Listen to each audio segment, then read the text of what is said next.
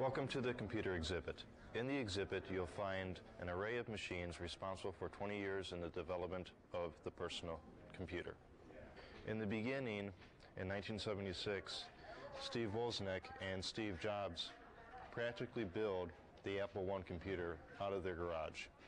They manufactured about 200 of them until in 1977 they decided to design the Apple II computer.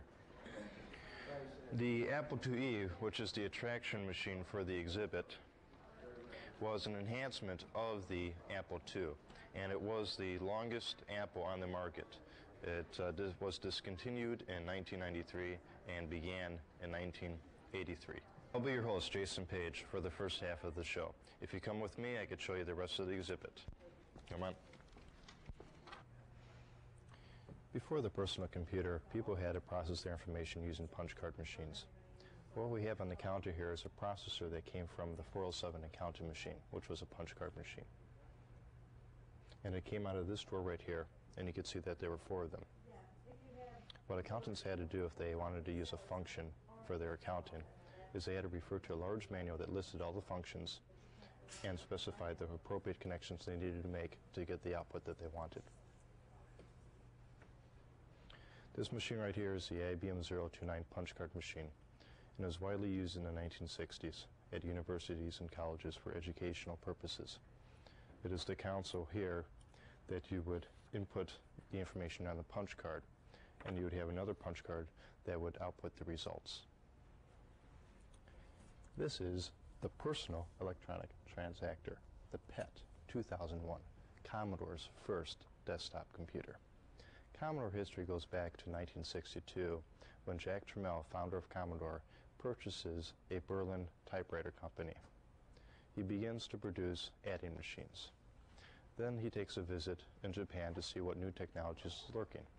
There he finds electronic calculators. He comes back and Commodore is producing electronic calculators. In 1975, memory prices dropped from $12 to $1, and Commodore had all the calculators stocked up at the old price. So Commodore knew that they were going to be at a loss. So they decide to resort to their own resources. So in 1975, they buy an already suffering semiconductor company called Mostek. Mostek had produced a 6502 microprocessor, which was an improvement on the 6800 Motorola processor. And the PET 2001 was built around the 6502 processor. In 1979, Texas Instruments introduced the first 16-bit processor to the consumer, and they put that processor in their TI-99 computer. Due to deadlines to get the product in the market, the engineers were forced to put the powerful 16-bit processor around old 8-bit technology, and that slowed down the machine. Because of that and other failures, Texas Instruments was forced to pull out of the personal computer market altogether, and that's why we never saw the 16-bit microprocessor progress. In 1978, Atari was working on their first personal computer, the Atari 400. However, back in 1978, they did not have a fully functional Atari 400, so they had to emulate it on an Apple II. And for the low-level programming, they had to use an old punch card system. That resulted in a machine that was more powerful and had more capabilities at its time.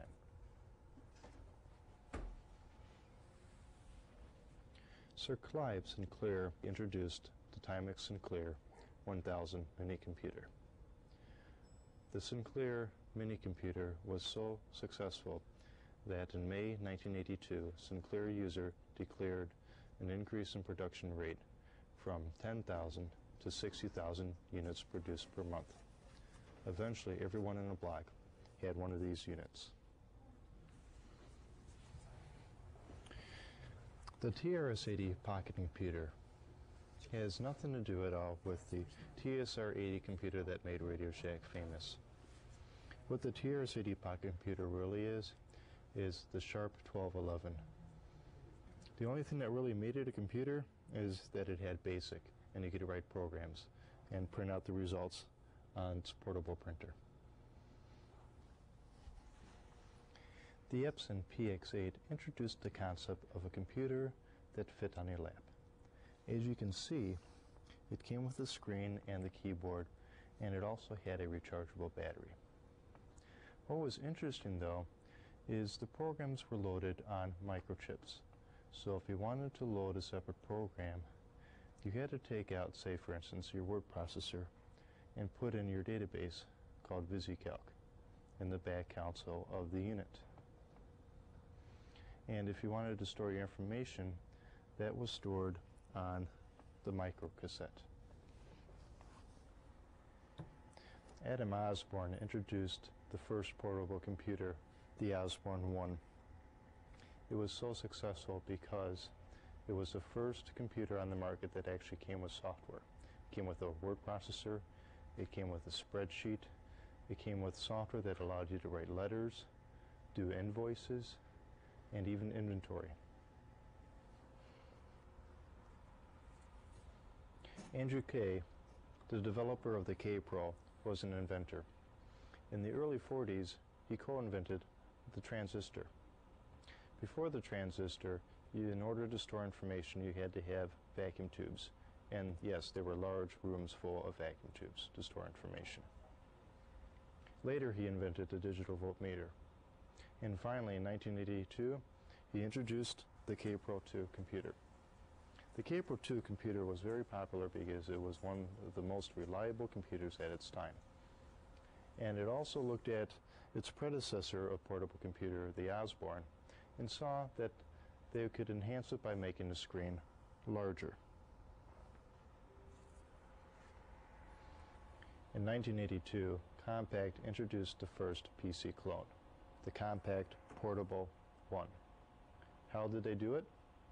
At the time, IBM pretty much had a monopoly over the code that made the computer an IBM PC, and only certain software would run on that machine until Phoenix came around and decided to do a little trick with the BIOS source code. Now first I have to describe what a BIOS is. A BIOS is a program in your computer that tells the computer what it is. And without it, the computer would not be able to know where all its peripherals are and how to load the basic program, your operating system. Now, in 1982, Phoenix Corporation produced the same BIOS code by having two sets of programmers. The first set of programmer would write the code based on the observations of the second set of programmers, which were looking at the original source code. Thereby, there was no direct link between the source code and the programming. Compaq continued their product line of compact computers while introducing new technology such as the swivel flat screen and integrating the technology of plasma gas screens. In 1979, Zenith bought Heathkit Corporation to produce computers. Zenith created a subsidiary of Zenith called Zenith Data Systems. In 1982, Zenith came out with the first multiprocessor computer. In 1983, Zenith came out with the first computer that ran CP/M software and DOS software on the same machine. And in 1985, Zenith came out with the first laptop under 6.5 kilograms. And in 1986, Zenith came out with the first laptop with swivel display and backlit screen. The Zenith Data Systems laptop SuperPort came with a lot of features that we take for granted in laptops today.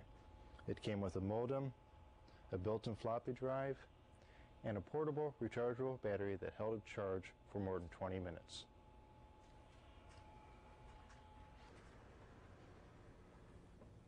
The IBM personal computer was revolutionary because it introduced a concept called open architecture. And what open architecture did is it allowed outside PC vendors to develop upgrade packages where the consumer did not have to be limited by IBM alone. They could upgrade their memory or get a better video card or sound card from somebody other than IBM. Now, it's quite ironic that the IBM personal computer was so successful, given that it was practically built and designed within a month and put together with off-the-shelf parts. In 1984, Apple came out with the Macintosh. Meanwhile, since the Apple product line was so popular, they improved the Apple II by introducing the Apple IIc. And the Apple IIc was the first Apple computer to integrate the Apple mouse.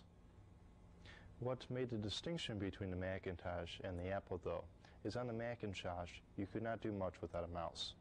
Or on an Apple II, you could do everything without a mouse, only that the mouse helped you in some applications.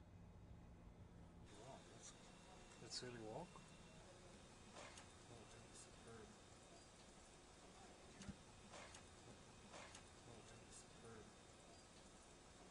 If you want to see the graphics that Robert Stanley presented in 1984, you could use the right and left arrow keys to scroll. Really clear that the work itself is a bunch of electromagnetic things like on a tape, right, that you run a regular tape machine. And so this is what's called a floppy disk, and it's shoved into the computer, and you make all your work, and then tell the computer, okay, save this great masterpiece I just did. And of course it always does. It always does it perfectly right. There's nothing. I was working with one program once, and most of them are more smart than this. They're more what they call user-friendly. But you could hit one key and wipe out everything you did. And I did that, and I never ever used that program again.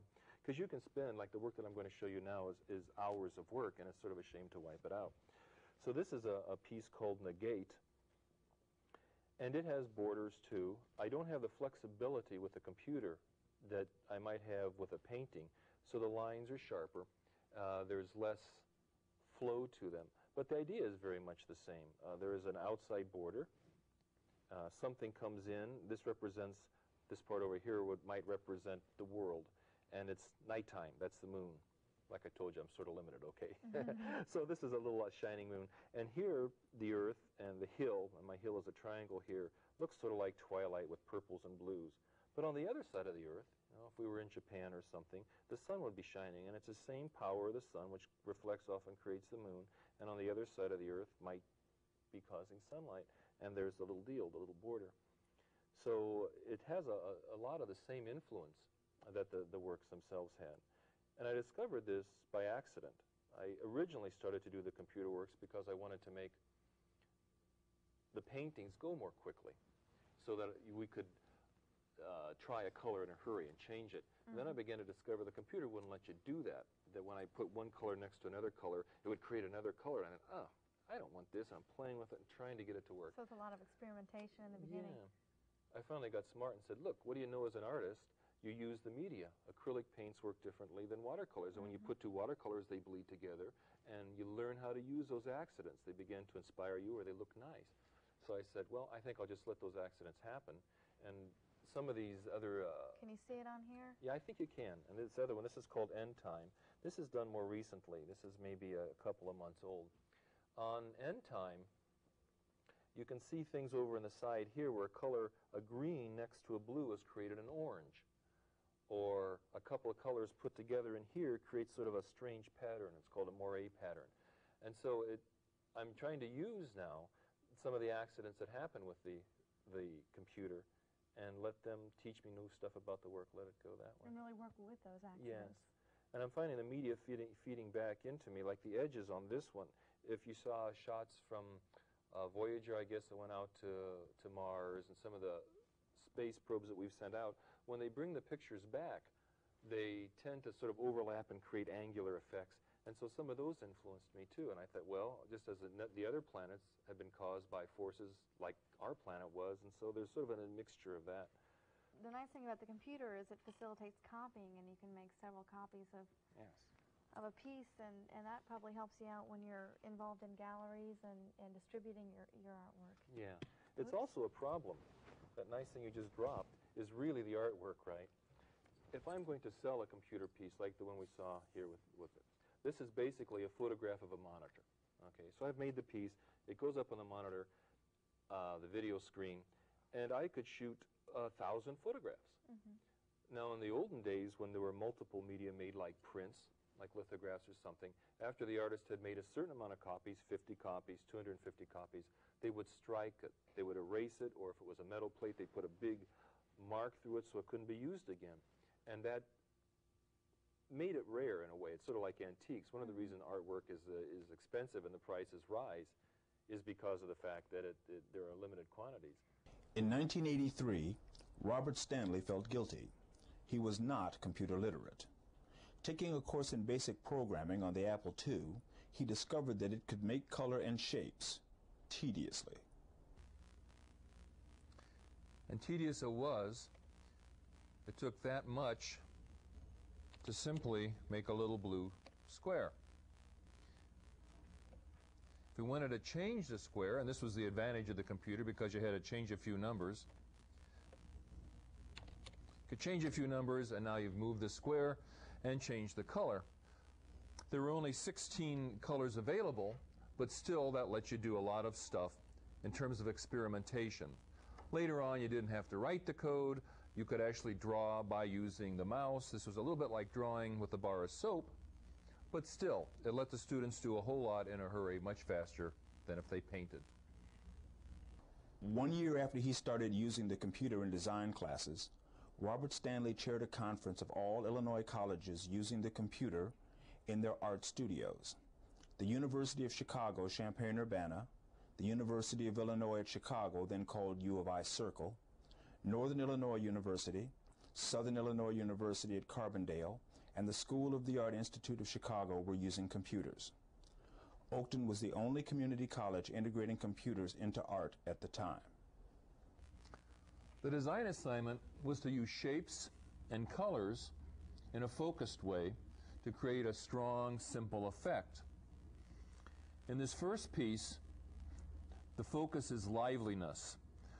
So the shapes are very dynamic, jagged, if it were, as you see it. The hat is kind of cool, and that lets the warmer red shapes jump out at you more to create a dynamic effect. This next piece isn't so dynamic. The person has used more geometric shapes, warm colors without a lot of contrast, to create a quieter effect, lots of horizontals and verticals. Of course, they could have changed things up, and that's the beauty of it. The colors could have been more lively, and it would not have been quite so calm. This one generates a lot of movement because instead of the horizontals and verticals, diagonal lines are being used. And the color goes from something which is cool into something which is warmer. So the person gets to explore the sense of dynamism and movement in their work. Here too, there's a lot of movement. Only now the shapes are kind of nastier, more pointy. There are a lot of them. And by experimenting with jagged shapes and colors that are kind of hostile with each other, these opposites clash and create a sense of dynamism. This person is doing the exact opposite, whereas the downtown could have been portrayed as we might experience it, the blaring horns and things like that, with more jagged shapes, more vibrant and dynamic colors. The shapes are kind of quiet, geometric again. The colors are kind of soft. So it creates a more contemplative, more sunset-y kind of feeling about a downtown. So moving the shapes, using the colors, allows the student to create an effect, one which could have been changed quickly, as with this one. This, unlike the previous one, is more dynamic. The big sweeping shapes, the contrasting color between the curving shapes and the warm background creates a real sense of movement. And now, if the person perhaps preferred to have the movement quieter, he might have very quickly, as you saw me change the square, changed the background color to something calmer and cooler. And that's the idea. Students were able to make 10 variations in the time it might have had them. Normally, it would have taken them to make 2, and it gave the students a great chance to experiment and to see what really worked. In 1987, Apple introduced the Macintosh II series of computers. And to even make it better, they proved the power of their machine by demonstrating an animation done entirely on Macintosh II computers. Here, I'll show you.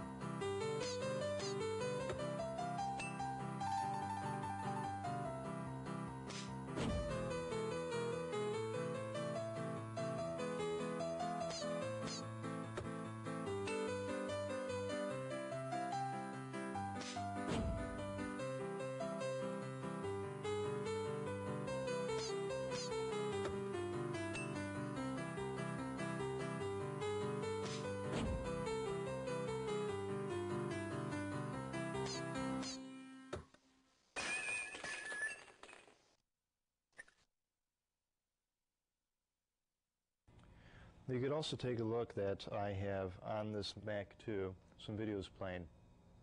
Not only do I have the animation, but I also have the Apple's first Macintosh commercial in 1984, which displays IBM as Big Brother in a world where Macintosh comes and destroys it. Here, I'll show you. Today we celebrate the first glorious anniversary of the information purification directives. You created, for the first time in all history, a garden of pure ideology, where each worker may bloom, secure from the pests of any contradictory thoughts. Unification of thoughts is more powerful a weapon than any fleet or army on earth. We are one people, with one will, one resolve, one cause. Our enemies shall talk themselves to death, and we will bury them with their own confusion. We shall prevail. On January 24th, Apple Computer will introduce Macintosh. And you'll see why 1984 won't be like 1984.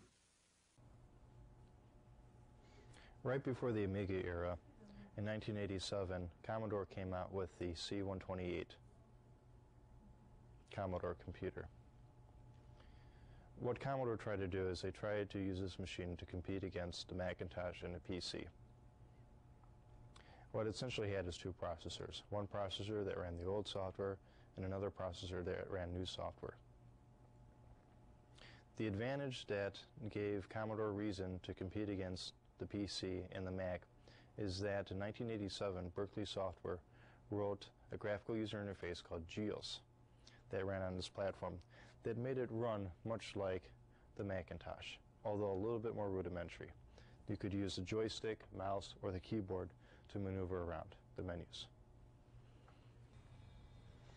In 1985, Steve Jobs left Apple to pursue his own company called Next.